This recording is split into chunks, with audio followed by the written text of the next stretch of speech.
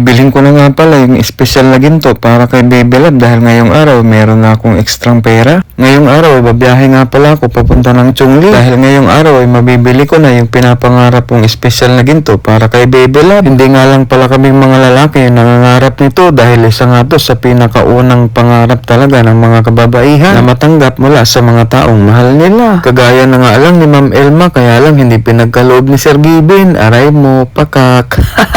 O baka mapakomment ka, bahala ka dyan. Uy, hindi nga pala alam ni Baby Love na sa Chongli ako pupunta ngayon kasi pag nalaman niya wala nang surprise, di ba?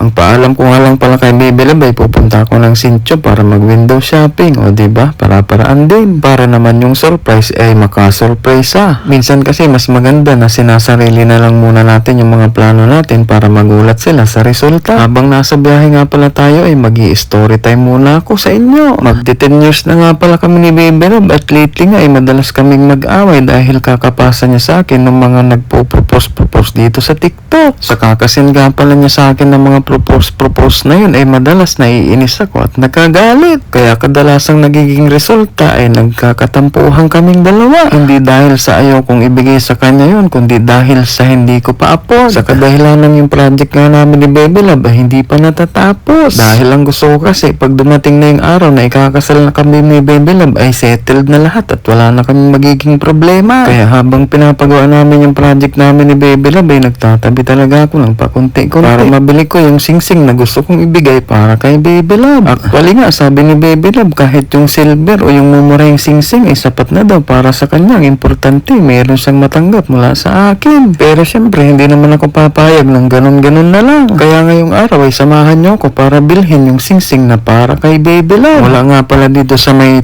Chongli Station ay maglalakad lang ako papunta sa isang jewelry shop dito. Hindi ko na nga pala sasabihin kung anong name ng jewelry store na to. Baka kasi mamay isipin nila sponsor to, mapalibor pa ako ng di oras.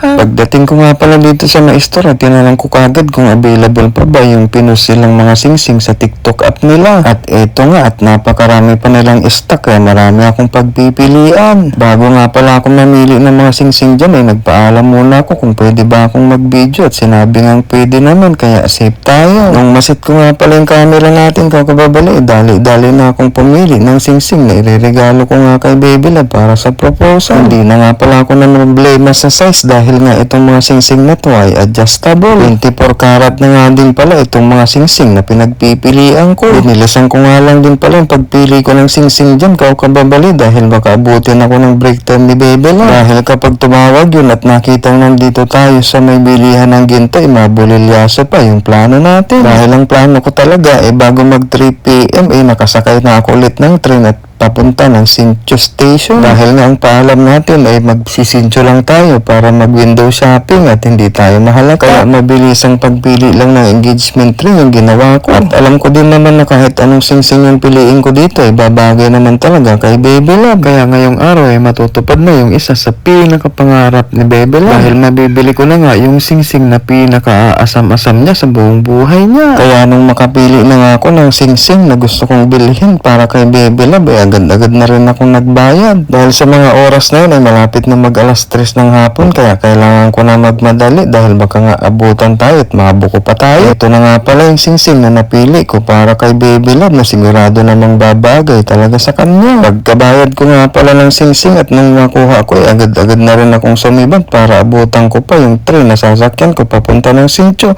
Yun lang. Laku, salamat!